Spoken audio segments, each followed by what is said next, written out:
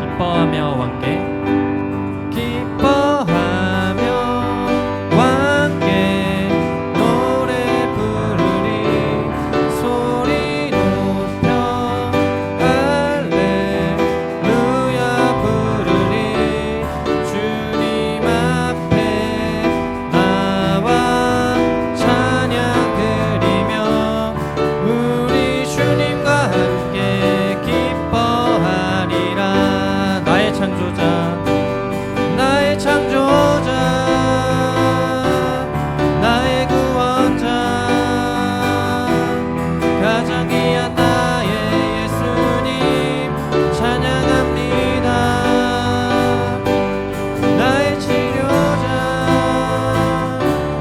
나의 선한 목자 되신 주 예수 나의 주 찬양하리. 다시 한번 기뻐하며 기뻐하며 함께 노래 부르리 소리 높여 할렐루야 부르리 주님 앞에 나와 찬양 드리며 우리 주님과 함께 기뻐하리라. 나의 창조자 나의 창조자 나의 구원자 가장이야 나의 예수님 찬양합니다. 나의 치료자 나의 선한 목자 되신 주 예수 나의 주 찬양하리. 다시 한번 기뻐하며 기뻐하며 함께 노래 부르리 소리 높여 할렐루야 부르리 주님 앞에 나와 찬양 드리며 우리 주님과 함께 기뻐하리라. 나의 창조자 나의 창조자 나의 구원자 가장이야 나의 예수님 찬양합니다. 나의 치료자 나의 선한 목자 되신 주 예수 나의 주 찬양하리. 하나님께 영광의 박수 올립니다. 아멘. 우리 함께 더욱 기쁜 마음으로 하나님 앞에 찬양합시다.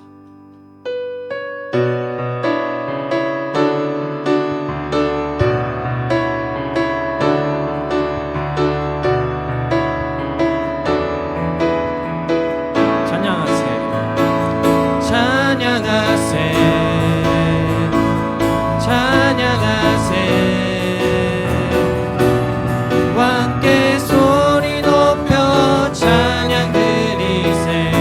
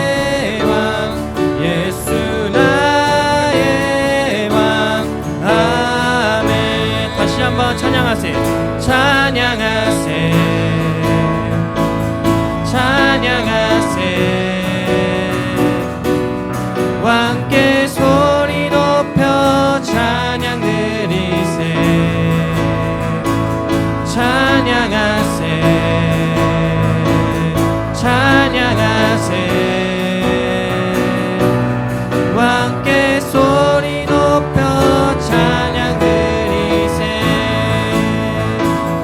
찬양 받기에 합당하신 주님, 언제나 동일하신 주.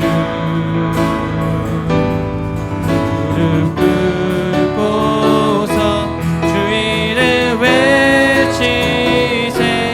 예수 나의 왕, 예수 나의 왕, 예수 나의 왕. 다시 한번 예수, 예수 나의 왕, 예수 나의 왕, 예수 나의 왕.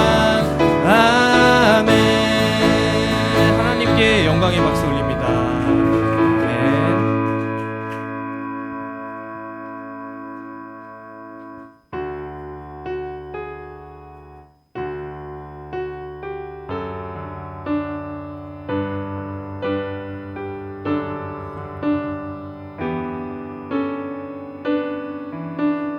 함께 고백합니다.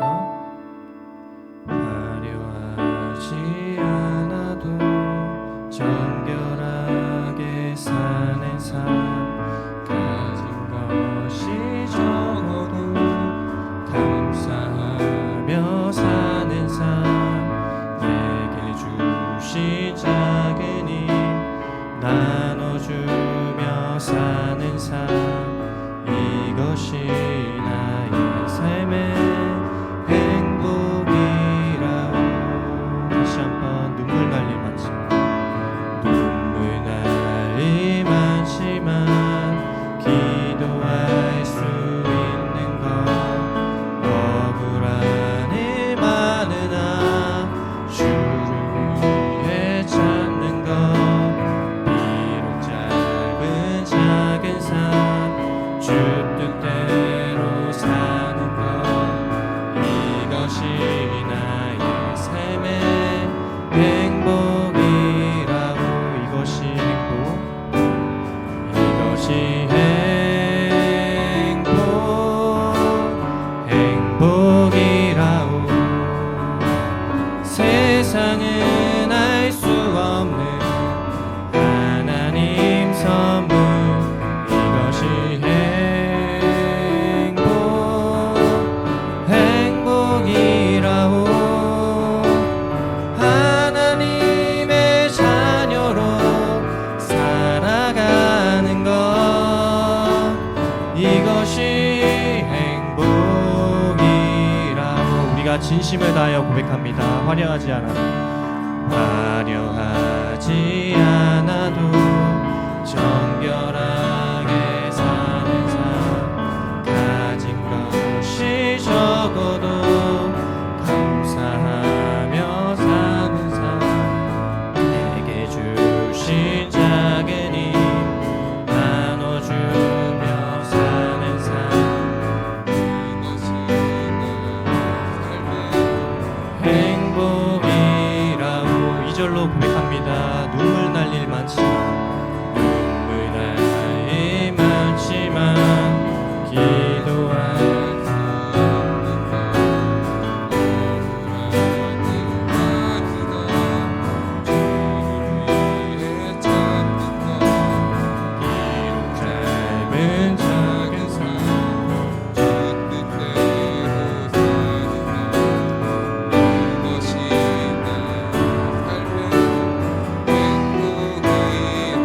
이것이 행복, 이것이 행복, 행복이라고. 세상은 알 수 없는 하나님 선물, 이것이 행복, 행복이라고. 하나님의 자녀로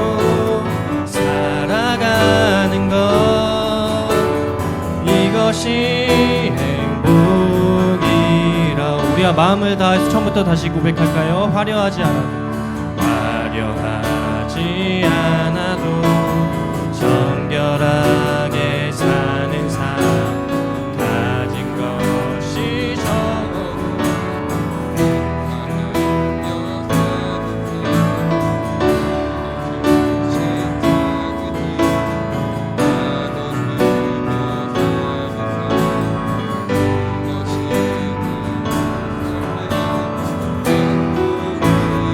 이것이 행복입니다.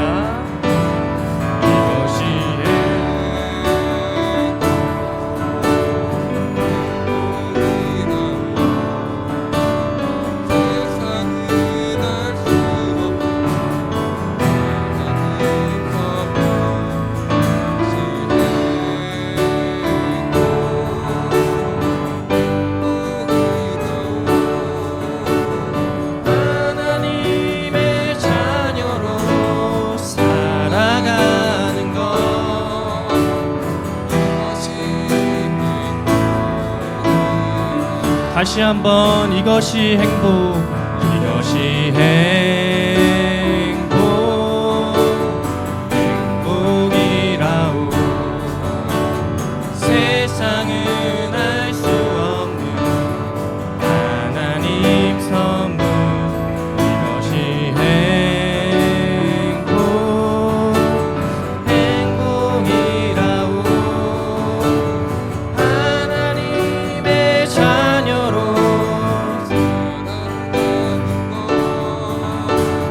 이것이 행복이라오. 우리가 다시 한번 고백할까요? 가슴에 손을 얹고 이것이 행복이라오. 세상은 알 수 없는 하나님 선물, 이것이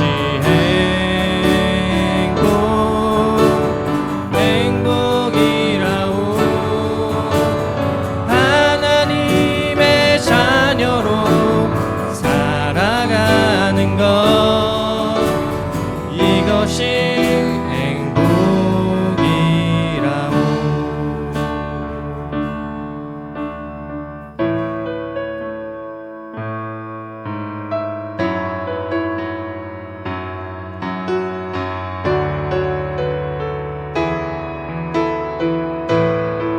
함께 고백합니다. 나 가진 재물 없으나, 나 남이 가진 지식 없으나, 나 남에게 있는 건강 있지 않으나, 나 남이 없는 것 있으니, 나 남이 못 본 것을 보았고, 남이 듣지 못한 음성 들었고, 남이 받지 못한 사랑 받았고, 나 남이 모르는 것 깨달았네. 공평하신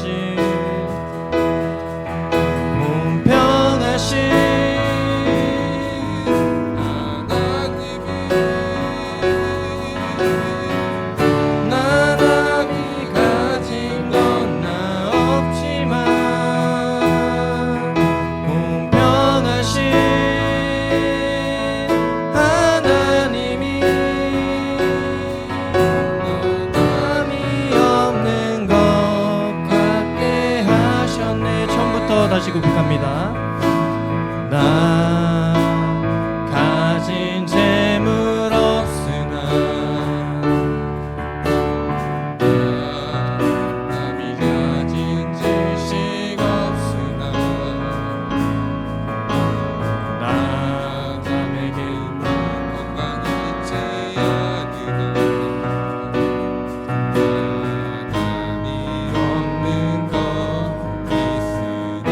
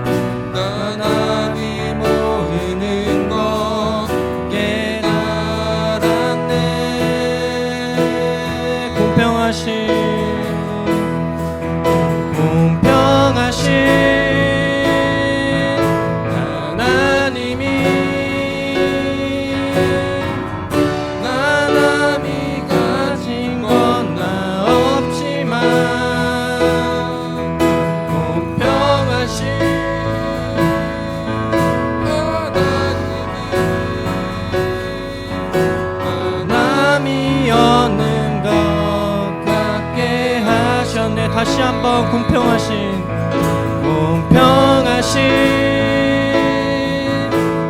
하나님이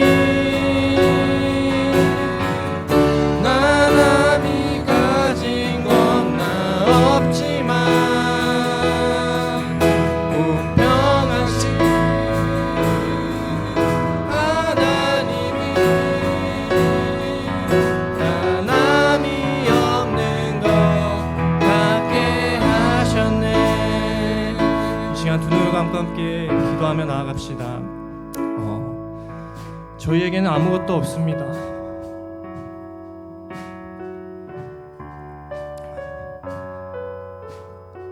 돈도 명예도 아무것도 없음을 이 시간 고백하며 나아갔으면 좋겠습니다. 우리에게 아무것도 없음을 고백함으로 하나님 한 분만이 왕이십니다. 하나님만이 우리의 아버지 되시는 분이십니다. 라는 이러한 마음을 가지고 우리 함께 기도하며 나아갈 때 하나님, 저희가 하나님을 다시 보기를 원합니다. 다시 하나님께 마음을 쏟으며 나아가길 원합니다. 이 시간 예배 가운데 하나님 우리의 마음을 받아주시옵소서. 우리의 예배를 받아주시옵소서. 홀로 영광 받는 그런 귀한 예배 되게 하여 달라고 이 시간 함께 마음을 담아서 기도합니다. 함께 기도합니다.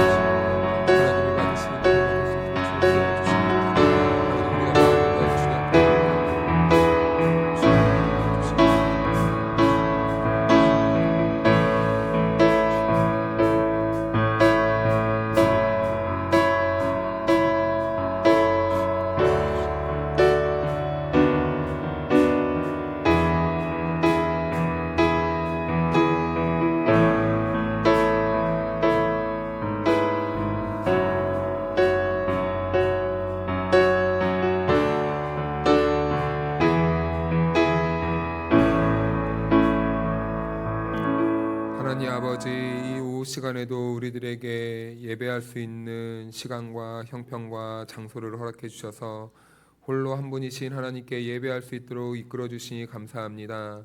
하나님, 이 예배가 우리가 형식적으로 또 그냥 왔다 그냥 돌아가는 시간들이 아니라 하나님이 부르셨음을 믿음으로 고백하고 그 은혜에 감사하여 하나님께 우리의 모든 주권을 맡기는 이 시간 되게 도와주셔서 하나님의 음성을 듣고 하나님의 뜻을 헤아려 알 수 있는 귀한 시간 될 수 있도록 성령 하나님 함께하여 주시옵소서.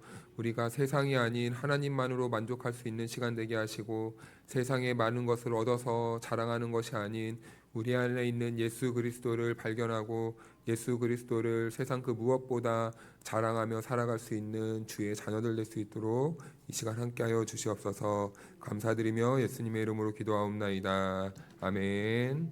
네, 오늘 이 오후에 주신 하나님의 말씀은 요한일서 2장 1절에서 6절 말씀까지입니다.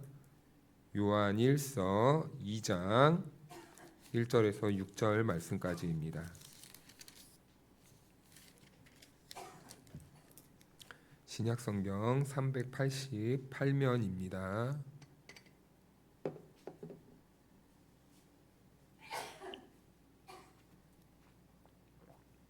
요한일서 2장 1절에서 6절 말씀을 저와 여러분들이 한 절씩 교독하겠습니다. 나의 자녀들아, 내가 이것을 너희에게 씀은 너희로 죄를 범하지 않게 하려 함이라. 만일 누가 죄를 범하여도 아버지 앞에서 우리에게 대언자가 있으니 곧 의로우신 예수 그리스도시라.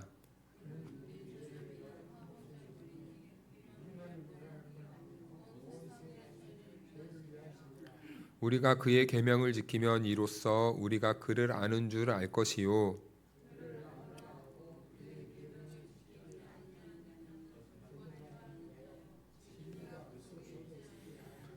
누구든지 그의 말씀을 지키는 자는 하나님의 사랑이 참으로 그 속에서 온전하게 되었나니 이로써 우리가 그의 안에 있는 줄을 아노라.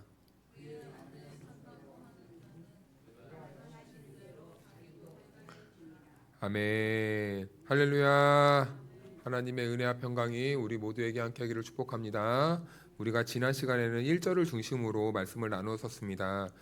1절에 이렇게 말하는데요. 나의 자녀들아 내가 이것을 너희에게 쓰면 너희로 죄를 범하지 않게 하려 함이라. 우리가 죄를 범하지 않게 하려고 사도 요한이 말을 하는데요. 만일 누가 죄를 범하여도 아버지 앞에서 우리에게 대언자가 있으니 곧 의로우신 예수 그리스도시라. 그러니까 이 말은 이런 뜻이라고 말씀드렸었던 것이 기억이 납니다. 우리는 구원을 받았습니다. 그런데 연약합니다. 죄를 지을 수밖에 없습니다. 그럼 죄를 지으면 그것으로 끝나는가? 그것이 아니라 우리는 연약하는 것을 우리 주님이 알기 때문에 우리의 죄를 대변해 주실 대언자가 살아계시다라는 겁니다. 그렇기 때문에 우리 주님은 죄를 싫어하시고 우리가 다시 구원 얻었으나 죄를 짓는 것을 싫어하시는 분이 하나님이시기 때문에 우리를 그 죄로 인하여서 다시 일어날 수 있는 힘을 주시는 분, 그분을 기억하라라는 것이었죠. 그래서 그 대언자가 있는데 우리의 죄를 연약함을 변호해 주실 예수 그리스도가 우리와 함께 있다라는 것을 기억해라라는 것을 말씀드렸던 것이 기억이 납니다.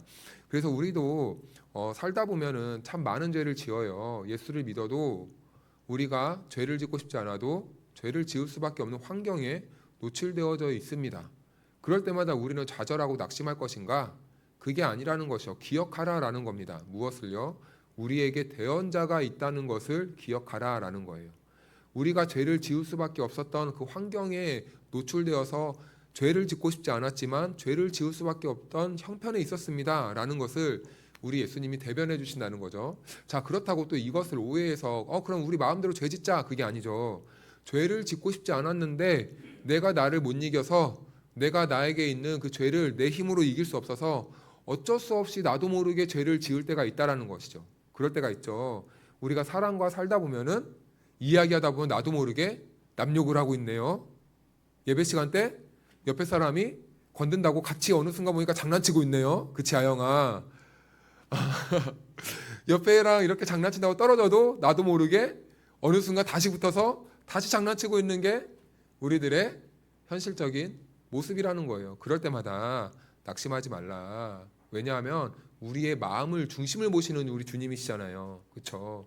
우리의 중심을 보시는 주님입니다. 이 사람이, 이 성도가 고의로 죄를 지으려고 계획을 했는지 아니면 죄를 안 지으려고 노력하다가 어쩔 수 없이 연약한 상황 때문에 죄를 지었는지 그것을 우리 주님께서 대변해 주신다라는 것이죠. 그래서 2절 말씀해 보니까요. 그는 우리 죄를 위한 화목제물이니 우리만 위할 뿐 아니요 온 세상의 죄를 위하심이라. 나의 죄만 해당되는 줄 알았는데 우리 주님은 마음도 넓으시고 우리 예수님이 이 땅에 어린 양으로 오셔서 구원의 대속물로 오셨는데 그 사건은 단순히 나 하나로만 그치는 것이 아니라 우리 공동체에만 그치는 것이 아니라 그 사랑은 온 세상을 향하여서 걸어져 있다라는 겁니다. 그래서 우리가 이 대목을 보니까 구약의 제사를 생각하지 않을 수가 없네요. 구약의 제사 때는 매 제사 때마다 제사를 드려야만 했습니다.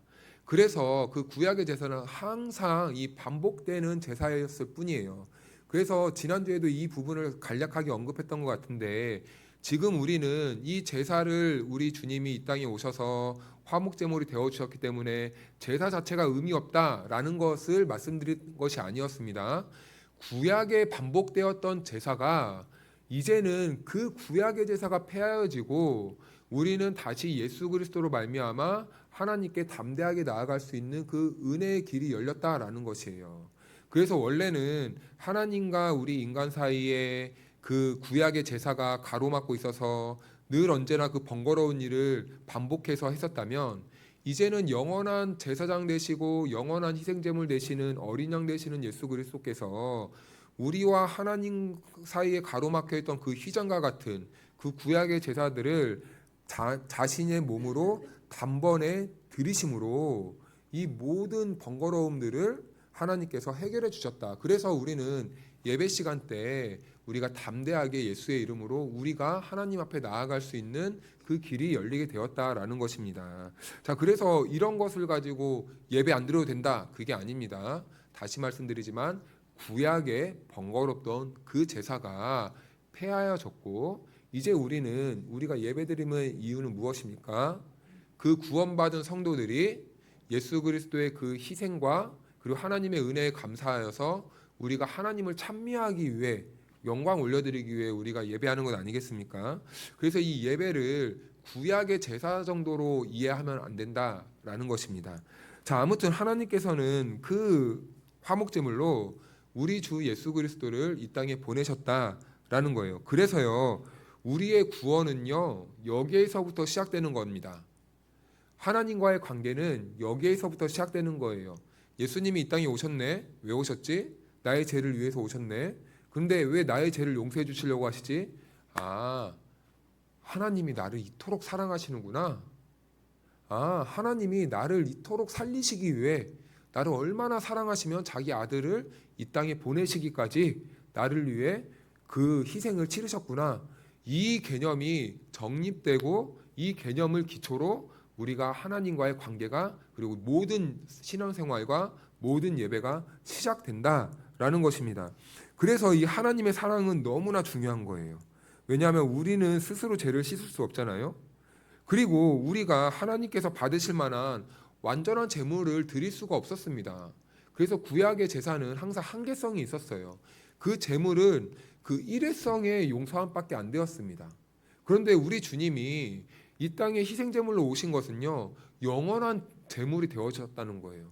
우리는 예수님이 아니었다면 지금도 아마 소를 끌고 가고 양을 끌고 가고 이런 일들을 많이 반복했어야만 했습니다. 그런데 이제는 우리들은 그런 일을 할 필요가 없죠. 왜요? 우리를 위해 이 땅에 오신 영원한 희생제물 되신 예수님께서 단번에 자기를 십자가에 찢으심으로 그 일을 완성하셨기 때문이죠. 그런데 그 아드님께서 이 땅에 오셔서 그것만 하기 위해 오셨는가?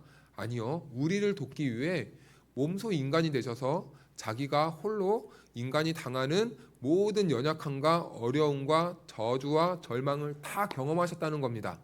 그래서 우리를 이해하시고 도와주시고 변호해 주실 수 있다는 거예요. 우리의 마음을 공감도 못하는데 하나님, 아영이가 죄를 안 지으려고 열심히 노력했습니다 라고 말할 수 있겠습니까? 아니요. 공감이 이루어지지 않으면요, 아영이 그냥 죄 지었습니다. 예배 안 나왔어요. 오니까 장난쳤습니다. 이것이 사실입니다 라는 것에 그치고 말 것입니다. 그런데요, 우리가 연약하고 그리고 우리가 세상에서 얼마나 많은 이 고통과 괴로움과 그리고 이 절망들을 경험한 줄 아세요. 그래서 그럴 수밖에 없었구나 라고 완전하게 이해해 주실 수 있는 분이 바로 우리 하나님 아버지시고 예수 그리스도라는 겁니다. 그래서 우리는 그 예수 그리스도로 말미암아 담대하게 하나님 앞에 나아갈 수 있는 거예요. 하나님은 죄를 미워하시잖아요. 우리에게 죄가 있다면 우리가 담대히 하나님께 나아갈 수 있겠습니까? 아니요. 우리는 죄책감 때문에 매일 고개 푹 숙이고 죄인입니다. 죄만 지었습니다. 용서해 주십시오. 이렇게만 신앙생활을 했을 겁니다. 그런데 그게 아니라 우리 주님이 우리를 대변해 주신다는 걸 알기에 우리는 넘어져도 그래서 또 다시 일어날 수 있는 이유와 근거가 생기는 거예요. 우리는 넘어져요. 낙심합니다. 난 이거밖에 안 되지. 절망하는 게 죄가 넣어주는 속성이라면 예수님을 믿고 예수님이 나의 대언자라는 걸 아는 사람은요, 그런 상황에서 어떤 생각이 드냐면, 아, 맞아. 예수님이 계셨지. 예수님이 날 위해 지금도 하나님 앞에서 나를 변호해주고 계시지. 예수님이 나의 죄를 내가 죄 지을 수밖에 없었다는 것을 이해해 주시지. 다시 일어나자. 그래서 다시 하나님 앞에 은혜를 간구하면서 하나님의 도움을 구하면서 우린 다시 담대한 마음으로 하나님의 은혜의 보좌 앞으로 나아갈 수 있는 힘이 생기고 담력이 생기고 길이 열렸다라는 것입니다. 그래서 예수님께서 이 땅에 오셔서 십자가에서 죽으셨다는 것은요, 우리가 다시 넘어져도 다시 일어날 수 있는 근거가 생겼다는 겁니다. 그래서 예수님은 이렇게 말합니다. 십자가에서 못 박히시면서 다 이루었다. 다 이루었다. 다 이루었다는 말은 이런 뜻이라고 말씀드렸어요. 다 지불되었다. 무엇을 다 지불했다는 겁니까? 우리의 죄값. 오늘 짓는 죄, 과거에 짓는 죄, 앞으로의 모든 짓는 죄. 모든 것은 다 용서받았어요. 그런데 그럼에도 불구하고 우리는 또 연약해서 넘어질 수밖에 없습니다. 그런데 우리는 그때 이것을 기억해야 된다는 겁니다. 우리의 죄는 이미 용서받았어. 지금 나는 죄를 짓고 있고 지금 나는 절망 속에 있지만 맞아. 하나님이 나의 죄를 앞으로의 모든 죄까지도 용서해 주셨다 그랬지. 다시 일어나자. 뻔뻔함이 아닙니다. 그 기억을 가지고 다시 일어나는 겁니다. 그 약속을 붙잡고 다시 일어나서 하나님 앞에 가슴을 찢고 통회하고 자복하며 하나님의 은혜를 구하며 다시 일어나 하나님이 계신 곳으로 걸어가는 것입니다. 그러면서 우리는 우리에게 있는 이 죄악들을 조금씩 털어내면서 구원을 점점점 완성해 나가는 것이죠. 그래서요, 우리의 신앙생활은요, 이렇게 설명하죠. 올라가는 것 같다가 내려가고, 올라가는 것 같다가 내려가고, 올라가는 것 같다가 내려가고. 그래서 꼭 그래프와 같다고 말을 하지 않습니까? 그런데 저 멀리서 보면요, 올라가고 내려가고, 올라가고 내려가고, 올라가고 내려가고, 올라가고 내려가고. 점점 어떻게 됩니까? 점점 올라가는 거예요. 우리는 순간순간 넘어질 때마다 내 믿음은 왜 이거밖에 안 될까? 그래서 푹 떨어지는 것 같은데 하나님이 볼 때는 그런 많은 과정들을 거치면서 우린 점점점 구원의 완성을 이루는 그런 과정을 겪어가는 것이죠. 그래서 이사야 8장을 보면 이런 말이 있어요. 실로아의 물이 천천히 흐른다. 실로아의 물이 천천히 흐른다. 이것은요, 하나님이 하시는 일은요, 눈앞에서 딱 볼 때는요, 천천히 흘러간다는 겁니다. 우리가 생각할 정도로 급속하게 확 간다는 게 아니에요. 우리의 인생도 그렇지 않습니까? 우리의 인생을 경험할 때도요, 단번에 한 번에 되는 일은 없습니다. 항상 시간이라는 게 필요하고 세월이라는 게 필요하고 내 꿈을 이루기 위해서는요, 마음의 동기부여부터 시작해가지고 그 꿈을 이루어가는까지 수많은 시간이 필요한 거예요. 그런데요, 우리는 그 순간순간은 잘 모릅니다. 내가 어떻게 걸어가고 있고 내가 잘하고 있는 게 맞는지. 근데 어느 순간 뒤를 딱 돌아보면요, 나는 예전엔 여기에 있었는데 지금은 이 정도에 있는 게 느껴져요. 그리고 나는 이 정도에서 포기한 줄 알았는데 나중에 10년 뒤에 보니까 이미 꿈을 이루어서 뒤를 돌아보니까 이 모든 과정들이 지금의 나를 만들었구나라는 것을 깨닫게 되는 겁니다. 그런데 우리의 구원도 그와 같다라는 거예요. 시작은요, 단번에 확 오는 것처럼 느껴집니다. 우리의 구원은 단번에 확 이루어져요. 그런데요, 그 구원을 이루어 가기까지는요, 많은 시간이 필요하다라는 겁니다. 그래서요, 어떤 분은 이런 말씀을 하시더라고요. 신앙생활할 때 헤매야 됩니다라고 말해요. 헤매지 않으면 그거는 다시 그 신앙을 점검해 봐야 된대요. 자기가 올곧게 확 가고 있다고 생각하는 사람들은요, 어디가 다는 아니고 이상할 수도 있어요라고 말하는 거예요. 왜냐하면 우리는 연약하고 하나님이 인도해 가시는 방법이 항상 이런 굴곡이 있기 때문에 신앙생활에서 고민이 되고 그리고 질문도 생기고 때로는 의심도 하기도 하고 때로는 신앙생활하면서 절망하기도 하고 멈춰서기도 하고 때로는 돌아서는 것 같은 그런 기분이 들 때도 있고, 이 모든 과정이 자연스러운 이 모습이라는 거예요. 그런데요, 놀라운 것은요, 하나님께서는 우리들에게 질문도 주시고 방황도 주시고 이런 넘어짐을 허용하시면서 결국에는 우리를 어디까지 끌어올리신다고요? 하나님 나라까지. 그래서요, 우리 주변에 신앙생활 하다가 잠시 멈추고 있는 분들이 있다거나 아니면은 특히 교회 안에서 이런 분들이 간혹 계세요. 초신자들이나 연약한 성도들이 왔는데요, 빨리 신앙을 끌어올리고 싶은 거예요. 기다려주지 못하는 겁니다. 그런데 여러분, 우리 자녀들을 다 키워보신 분들은 이해하겠지만 낳자마자 아이들이 걸어가고 뛰어갑니까? 그러면 인간이 아니죠. 외계인입니다. 외계인이에요. 모든 사람들은요, 다 세월이 지나서 다리에 힘도 길러지고 그리고 걷고 뛰고 점프도 하고 하는 것이지 단번에 가자. 그런데 우리의 신앙생활이 꼭 그와 같다는 거예요. 그래서요, 항상 우리는요, 신앙을 누군가와 대화를 할 때 내 기준에서 내 것을 상대방에게 강요한다거나 떠먹이려고 하면 안 돼요. 낙심한 사람들에게 기도해야지, 일어나야지, 빨리 일어나, 다 알아요.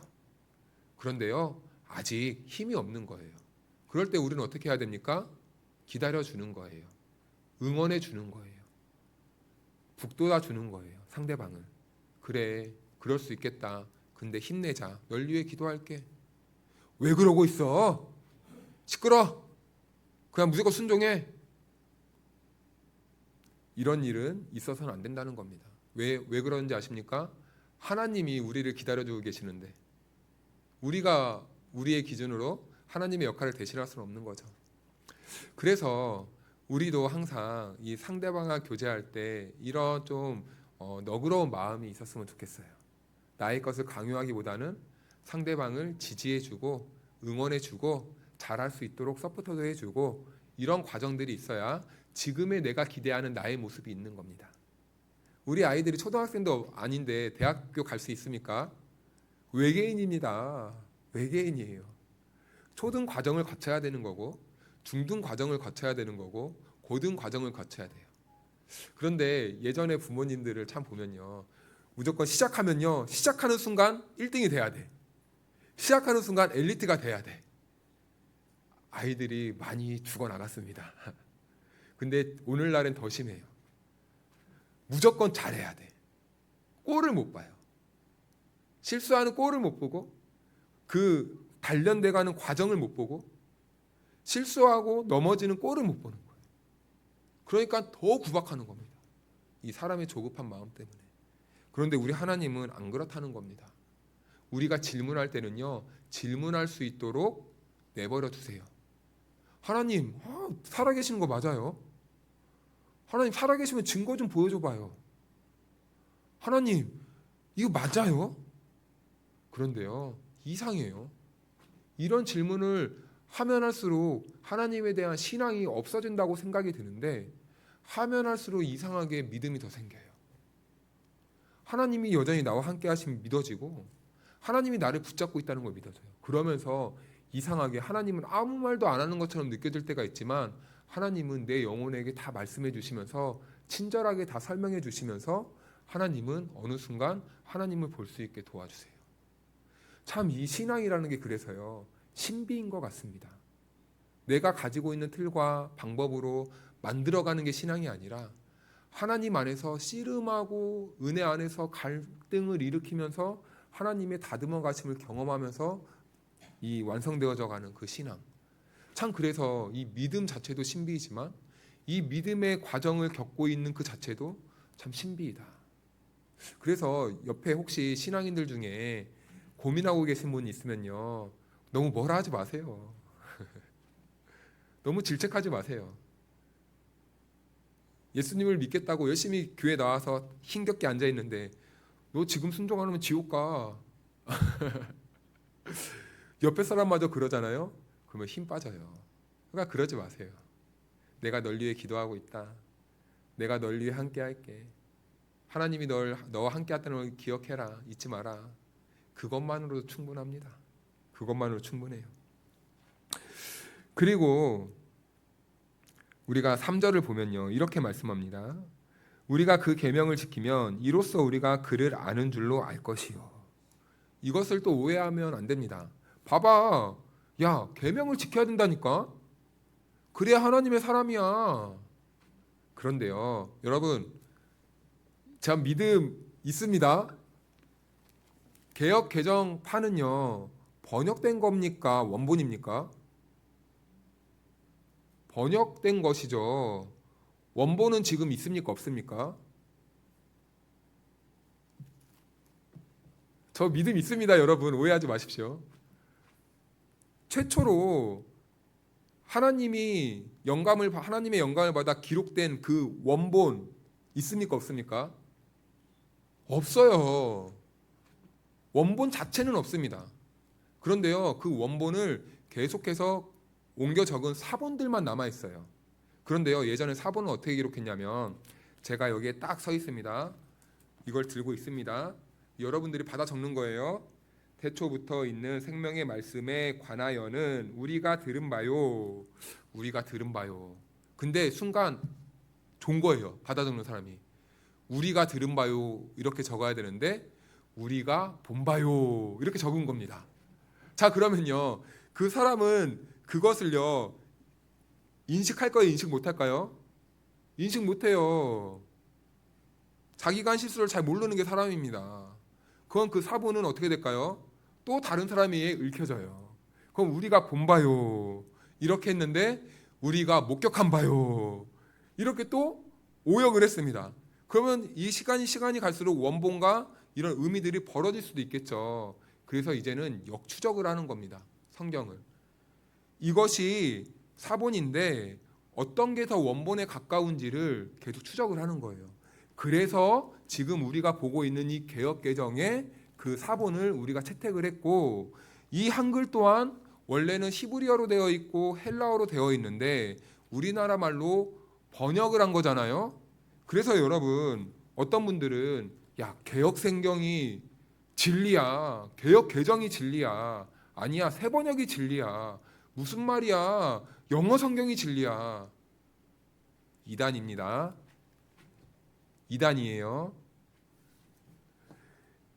이것 자체도 우리는요, 그래서요 항상 잘 연구를 해야 됩니다. 그래서 제가 드리고 싶은 말은요, 이것이 성경이 해석되고 의역되면서 의미가 부분적으로 잘못이라기보다는 의미가 약간 다소 약하게 번역된 부분들이 있는데 그 부분 중에 한 구절이 바로 오늘 이 본문이라는 거예요. 이것을 오해해서 계명을 지키면은 하나님을 사랑하는 거다. 이것을 하나님을 사랑하는 것이 조건절로 이렇게 따라오면 안 된다는 겁니다. 우리는 그러면요 율법주의가 되는 거예요. 율법주의가 되는 겁니다. 자, 이것을 어떻게 해야 되냐? 제가 많이 말씀드리지만 열매를 보면은 무엇을 알 수 있습니까? 나무를 보면 알 수 있어요. 자, 나무를 알 수 있는 겁니다. 그러면은 우리 성도들이 사는 방식을 보면 우리는 무엇을 알 수 있습니까? 이 사람이 참 성도인지 참 성도가 아닌지를 알 수 있는 거예요. 그래서요, 그러면서 우리가 예수님께 붙어 있는지, 그리고 이 사람이 예수님을 아는 사람인지 모르는 사람인지를 알 수 있게 된다는 겁니다. 친구로 만날 때는 그냥 적당한 이 알미 있어요. 그런데 친구로 만나다가 애인으로 만나게 되면 어떻게 됩니까? 더 가깝게 알게 되겠죠. 근데 애인으로 만나다가 부부가 됐어요. 그러면 여러분, 어떤 분이 이런 말을 하더라고요. 날마다 새로워. 매일매일 봐도 새로운 모습이 보인다는 거예요. 그래서 지난번에 사랑을 하면 몇 개의 눈이 생긴다 그랬습니까? 1000개의 눈이 생긴다. 이런 말도 있습니다. 결혼하고 매일 보면요, 이 정도면 이 사람을 알겠지. 근데 또 아침에 자고 일어났더니 이 사람한테 또 이런 모습이 있네. 안다는 것은 이렇게 서로가 서로에 대해서 친밀한 관계 속에서 알아간다라는 것이죠.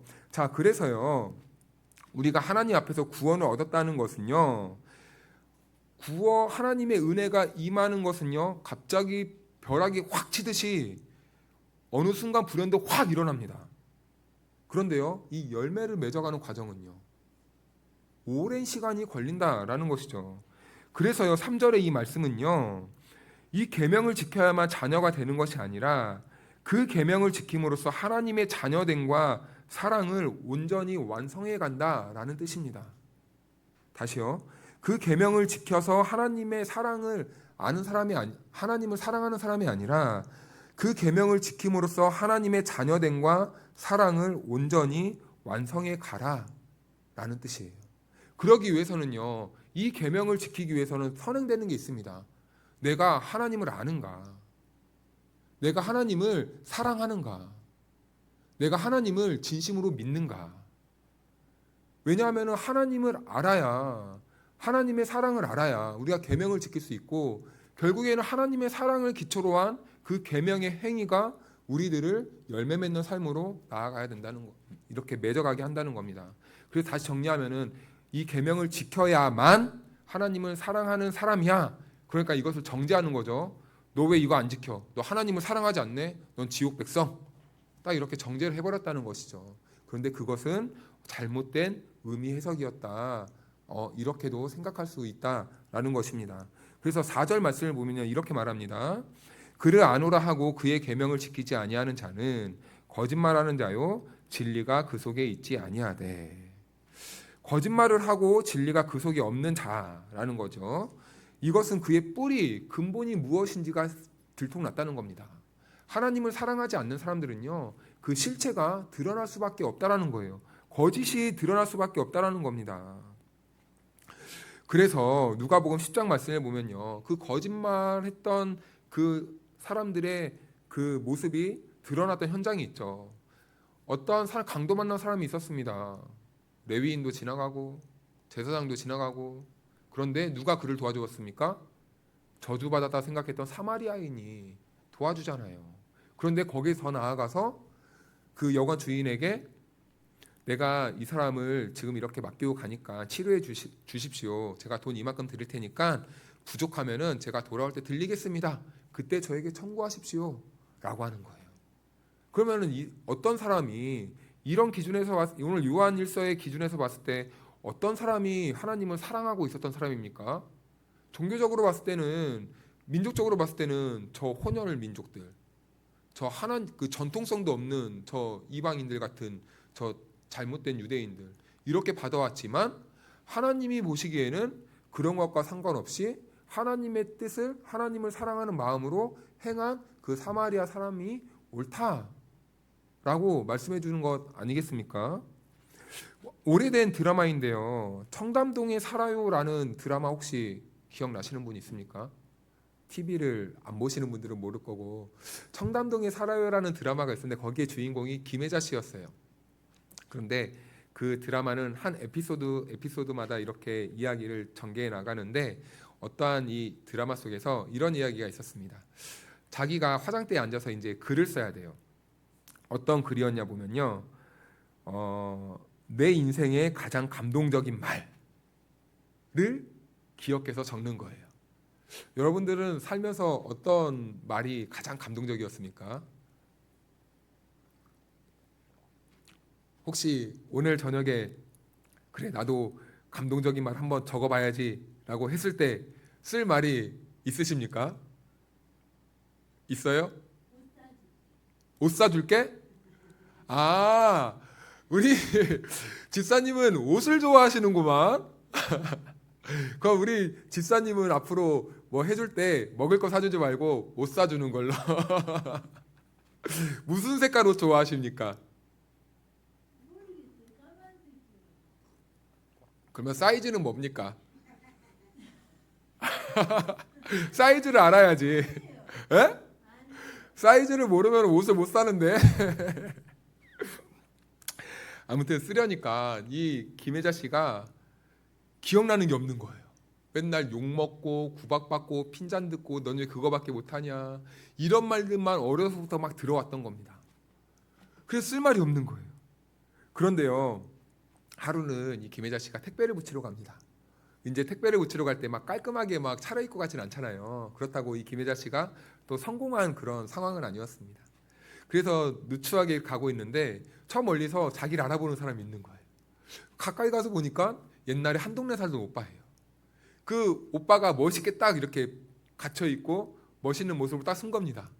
옛날에 그 동네에 멋있었던 오빠가 갑자기 몇십 년 뒤에 나타나면은 우리 자매 성도님들 마음이 어떻습니까? 우리 최 권사님은 말 못하겠고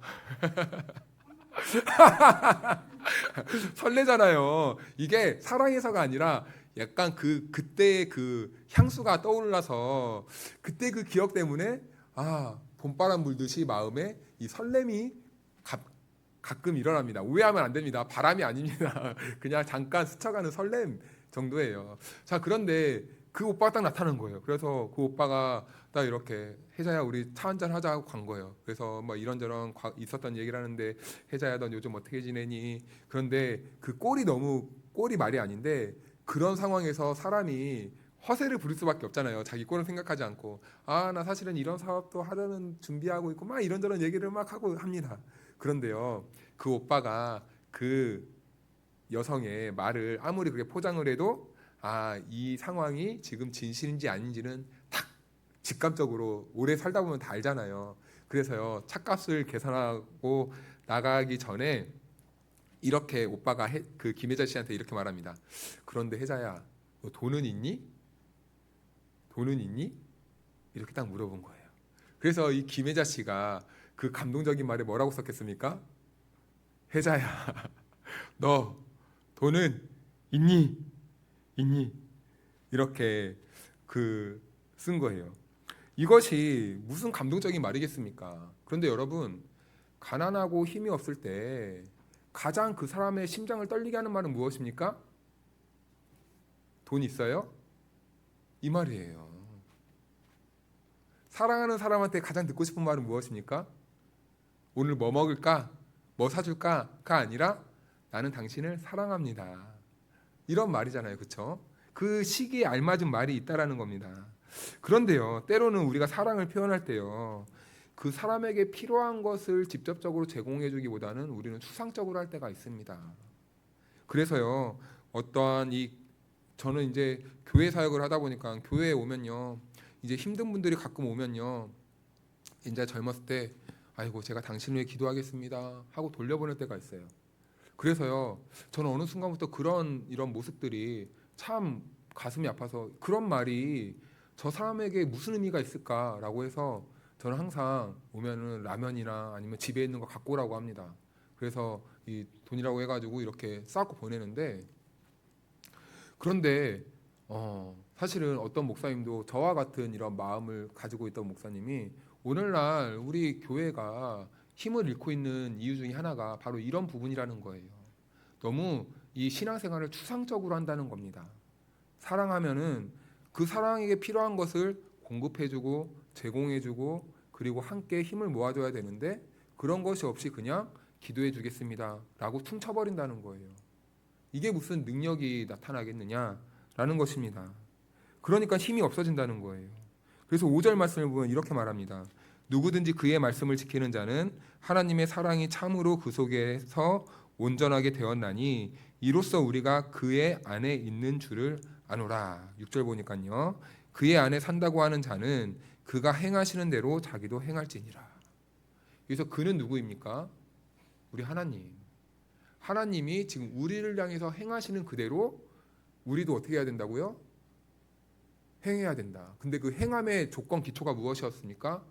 하나님과 우리 관계 속의 사랑. 그 사랑. 그러니까 사랑이 있으면 우리도 하나님의 마음을 알고 하나님과 우리와의 관계에서 끝나는 게 아니라 우리가 이제는 하나님의 마음이 있는 곳에 우리도 하나님이 마음 먹은 것처럼 해내야 된다라는 거예요. 어떤 또 교회 하나의 예를 들고 말씀을 마치고자 합니다. 좀 우리나라의 큰 교회예요. 큰 교회인데 그 교회 부목사님이 한 분이 그 교회에 이 노숙자들이 좀 이렇게 오는 것을 보면서 담임 목사님께 목사님 우리 저 분들을 위해 좀 직업을 이렇게 좀 만들어주면 어떨까요? 라고 제안을 했답니다. 그래서 어떻게 하면 좋을까라고 했더니 그 목사님이 커피에 좀 관심이 많아가지고 바리스타 교육을 시켜서 취업을 좀 시켜보면 어떨까요? 그랬더니 그 목사님이 대뜸 하는 말이 뭐라고 했겠습니까? 되겠냐? 그게 되겠어? 라는 거예요. 근데 그 목사님이 자기 뜻을 굽히지 않았답니다. 좀 도와주십시오 해가지고 겨우겨우 했대요. 근데 사실은 노숙자들은 대부분 뭐 젊은 사람들이 없고 중년에다가 그리고 대부분 몸이 많이 망가진 상태잖아요. 그 담임 목사님이 교육을 받는 순간에도 의심을 했대요. 이게 되겠냐? 되겠냐? 그래서 어찌어찌 수료를 했다고 합니다. 의심을 품고. 그런데 의심을 품고 이제 이 사람들을 어떻게 할까 하는데 자기 교인은 아닌데 교회 옆에 그 자기 교인들이 자주 이용하는 커피숍이 있었대요.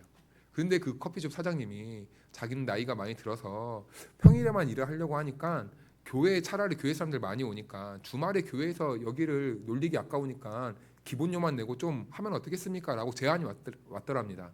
그래서 아니나 다를까 이 교육을 수료한 이 노숙자들을 거기에다가 이제 앉혀놓은 거예요.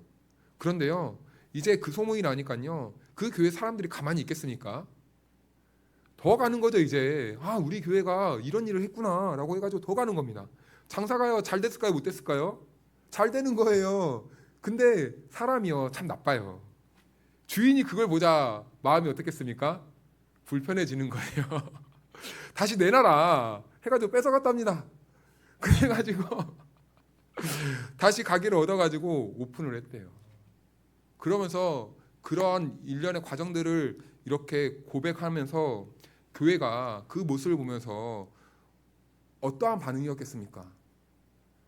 우리의 열매구나. 하나님이 우리를 통해 행하신 역사고 열매구나. 그것이 바로 살아있는 증거가 된 거예요. 그냥 뿌듯한 거예요. 성도들이. 너무 기분이 좋은 거예요. 이것이 바로 교회가 맺은 열매였다라는 겁니다. 그래서 이 교회는 이것을 시작으로 더 확장시켜 나가는 거예요. 어디 더 우리가 할 건 없나. 요즘 도시 사람들은 남는 게 시간도 안 남고 남는 건 이제 돈이라도 잘 버니까 교회가 이제 돈만 많아지잖아요. 이제 이 돈을 어디다 써야 될까 고민하기 시작한 거예요. 그러다가 이제 교회 성도들 중에 노인 인구들이 많은 것을 보고, 근데 이 사람이 생활하면서 가장 필수적인 요소가 이잖아요. 근데 가만 보니까 이 성도들 중에서 이가 없으신 분들이 있는 거예요. 그래서 하루 그 해년마다 몇 분씩 이렇게 받아가지고 틀리도 해주면서 이런 사역들을 해나가면서 교회가 참 기뻐하고 있다라는 이런 이야기를 보았습니다. 그런데 여러분, 이런 이야기를 보면서요, 저는요 부럽더라고요. 부러웠어요. 왜 부러웠겠습니까? 저 성도들 저렇게 지원받아도 좋겠다 그랬을까요? 아니요. 거룩한 욕망을 품었습니다. 우리 교회도 언젠가 저렇게 되리라. 하나님의 사랑을 기초로 한 우리 다섯교회 성도들이 뜻을 함께 모아서 사람을 세우는 일에 돈을 아끼지 않고, 사람을 살리는 일에 돈을 아끼지 않고, 우리 공동체를 위해서 돈을 아끼지 않고, 이런 공동체 얼마나 이게 아름다운 열매입니까, 여러분? 저만 도전받지 마시고 우리 성도들도 같이 도전받으시고, 저만 꿈꾸지 말고 우리 성도님들도 같이 꿈꾸면서 우리 아름다운 다솜교회, 다솜 순 우리말로 무엇입니까? 사랑. 하나님은 사랑이시라. 그 사랑을 이제는 구체화시켜 나갈 수 있는 우리 교회가 될 수 있기를 주님의 이름으로 축복합니다. 우리 같이 찬양하고 기도하겠습니다.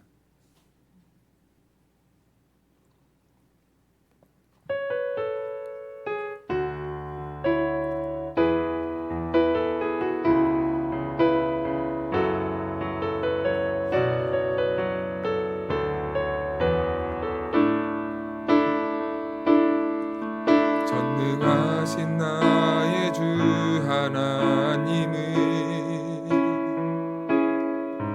능치 못하실 일 전혀 없네. 우리의 모든 간구도, 우리의 모든 생각도, 우리의 모든 꿈과 모든 소망도 신실하신 나의 주 하나님은 우리의 모든 괴로움 바꿀 수 있네. 불가능한 일 행하시고 죽은 자를 일으키시니 그를 이길 자 아무도 없네. 말씀 의지하여 깊은 곳에 금을 던져 오는 그가 놀라운 일을 이루시는 것 보라. 주의 말씀 의지하여 믿음으로 금을 던져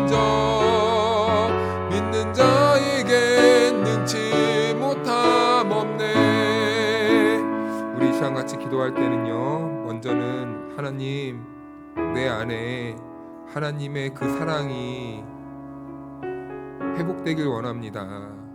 하나님의 그 사랑이 내 안에 가득 채워지길 원합니다. 함께 기도하시고, 또한 우리 같이 꿈꿨으면 좋겠습니다. 우리 교회가 하나님의 사랑을 실현할 수 있는 교회가 되었으면 좋겠습니다. 말로만 다솜교회가 아니라 다솜의 교회 그 이름처럼 사랑의 열매를 맺어가는 사랑의 열매, 보이는 열매 아니겠습니까?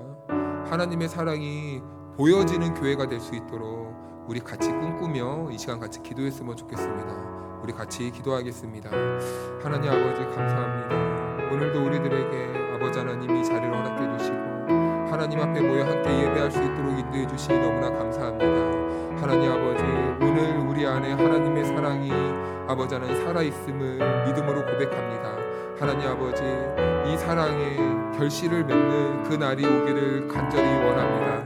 하나님, 우리들의 꿈이 아버지 멈추지 않게 하시고 하나님의 사랑이 우리 교회를 통해 열매 맺고 결실하는 그 아름다운 교회가 될 수 있도록 주여 도와주시옵소서. 세상의 관점이 아닌 하나님 나라의 관점에서 우리가 이해하게 하시고 하나님 나라의 그 관점에서 우리의 물질도 이해하게 하셔서 하나님 아버지, 우리가 하나님이 주신 것을 정말 하나님의 나라를 위해서 하나님의 사랑을 위해서 이 몸된 교회를 위해 우리가 쓰이길 원합니다.